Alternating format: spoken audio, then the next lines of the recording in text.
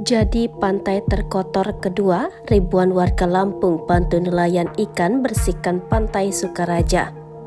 Viral di sosmed, Pandawara Group sukses mengerahkan hampir 4.000 warga membersihkan bibir pantai Sukaraja, Bandar Lampung.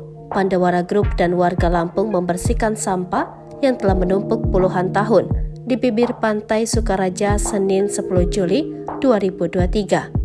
Akhirnya Pandawara Group pun tengah menjadi perbincangan hangat warganet. Bahkan Pandawara Group langsung menjadi trending topik di Twitter. Hal itu setelah aksinya yang mampu kerahkan ribuan warga Lampung untuk bersihkan sampah di bibir pantai Sukaraja, Bandar Lampung. Ribuan warga membersihkan pantai yang berlokasi di Jalan Ikan Selat Sukaraja, Kecamatan Bumi Waras sejak pukul 7 waktu Indonesia Barat. Semangat warga untuk membersihkan tumpukan sampah itu tak luntur, meski sempat diguyur hujan deras.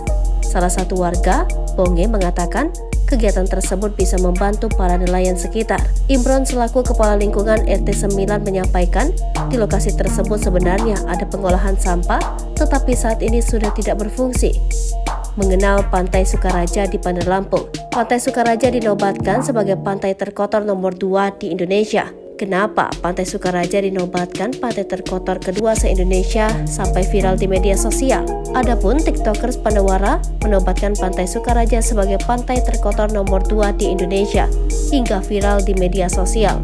Gilang, salah satu anggota Pandawara, mengungkapkan jika grupnya tidak semena-mena menyebutkan pantai di Jalan Ikan Selat Bandar Lampung ini sebagai pantai terkotor kedua se-Indonesia. Disinggung, dari mana mengetahui tumpukan sampah di Pantai Sukaraja sudah hampir berpuluh tahun. Sementara, untuk penyebutan mengapa Pantai Sukaraja ini diklaim sebagai pantai terkotor nomor 2 di Indonesia, Gilang berkata karena pantai terkotor nomor 1 ada di Pandeglang dan sebelumnya sudah mereka bersihkan bersama warga. Sebanyak 300 ton sampah diangkut, diperkirakan lebih dari 300 ton sampah diangkut setelah Pantai Sukaraja, Bandar Lampung dibersihkan masyarakat.